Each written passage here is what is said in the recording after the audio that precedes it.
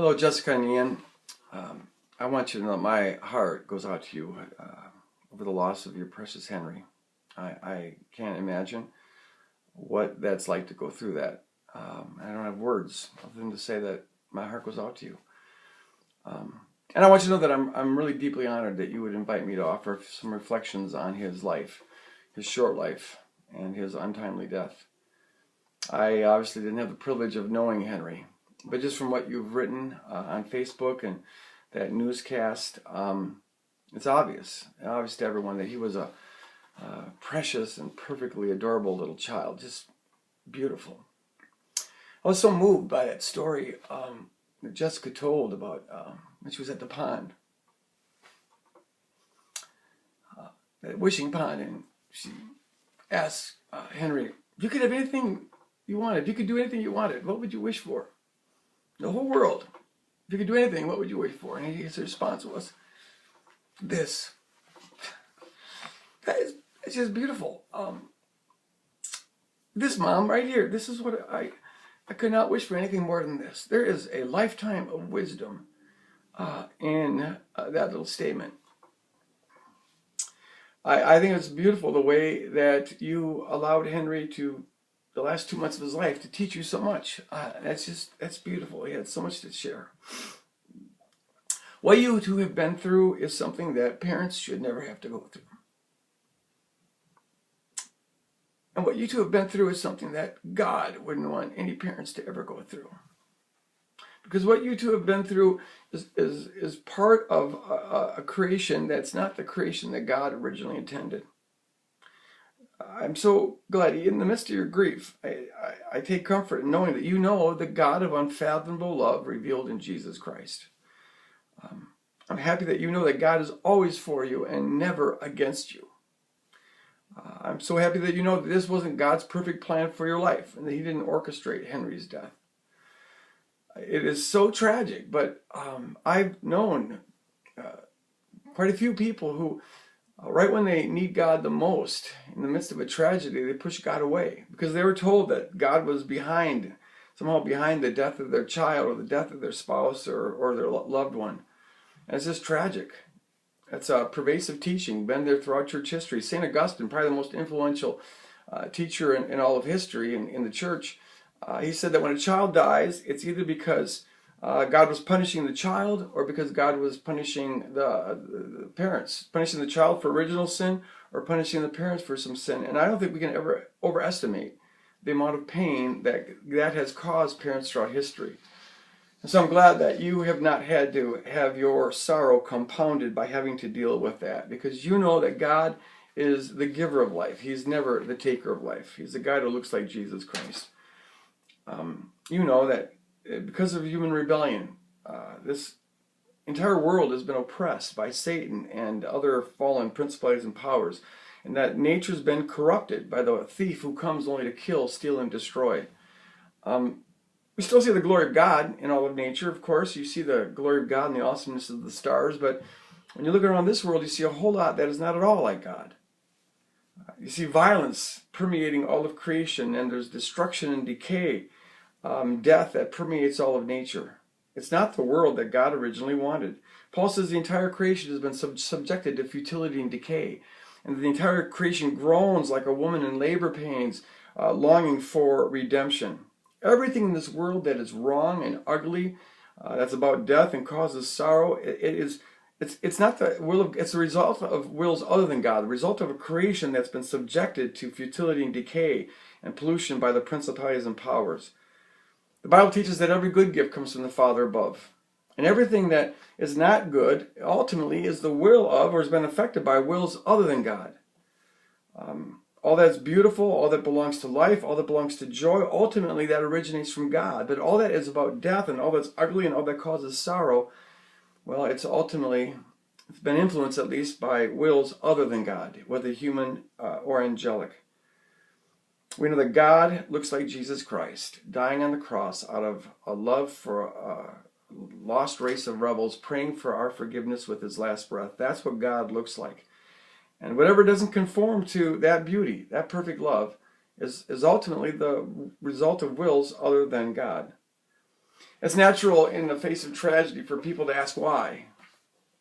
Why Henry? Why didn't our prayers save him?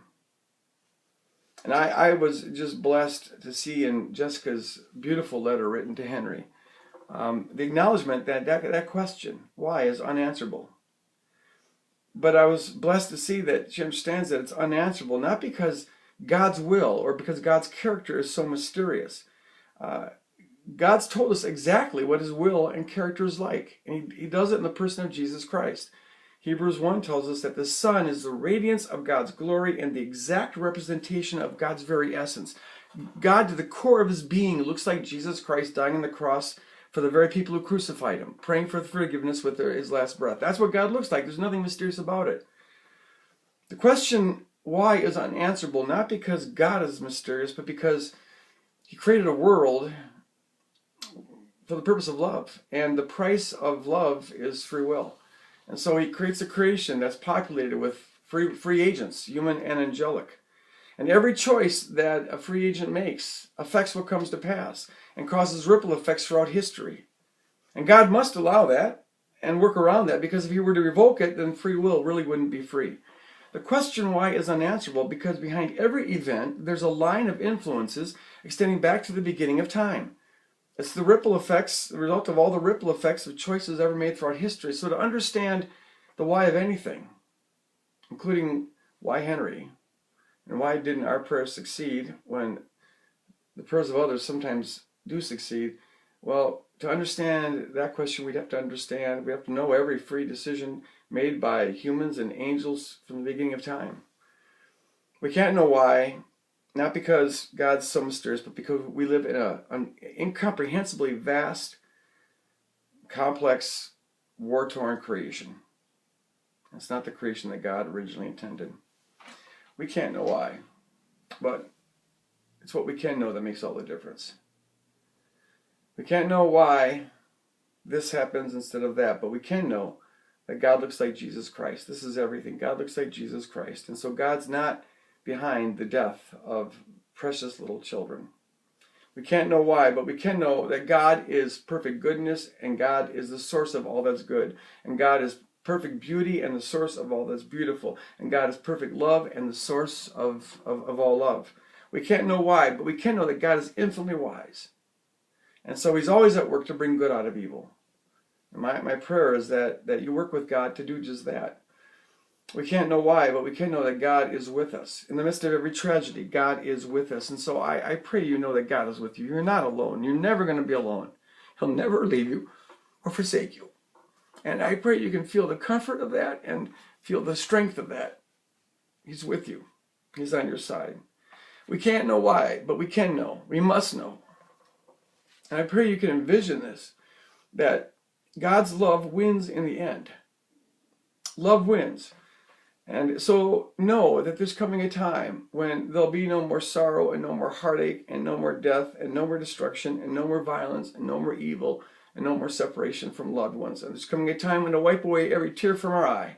And there'll be no more warfare. It will have come to an end. We can't know why here and now, but you've got to know that when that time comes, when the kingdom comes in its fullness, you're going to see Henry running out to you with open arms. And we can't know why, but we can know that when that happens, when it's all brought together under the headship of Jesus Christ, and all wounds have been healed, and all things have been restored, and all has been made well, that we will then see that it will have been all worth it. Paul says that the sufferings of this present age, as unthinkable as they sometimes seem, they can't be compared to the glory which God has in store for those who love him. You'll see him again. That will be worth it. So thank God for the 4 precious years you had with your beloved son. But know that God wants you, and I know Henry wants you, to now go on and live fully, and to laugh heartily, and to experience great joy, and to love passionately, and to advance God's kingdom. And the infinitely wise God who's always bringing good out of evil, I believe, I'm confident that somehow God, this ingenious God, he never causes tragedy, but he never causes tragedy for a purpose, but he always brings a beautiful purpose to tragedy. And one of the things I believe he's going to bring out of this tragedy is somehow to use Henry to bring the good news of his true character to other people, maybe multitudes of other people, and I believe he wants to use you to do it. His life is a testimony, and about the ingenious God who brings good out of evil, whose love and character is more beautiful than words can ever tell. Just kidding, and I obviously don't know you well, but from all I can see, you're amazing people, and I want you to know it's truly been an honor to be invited to speak into your life and to reflect on Henry in this tender moment. I pray you are held, feel comforted, and feel the strength of the everlasting, strong, infinite love of God around you at all times. And just know that it won't be long. It won't be long. And you'll be reunited. And then it will be well. It will be as God always intended it to be. And it'll be worth it. God bless you guys. Thank you.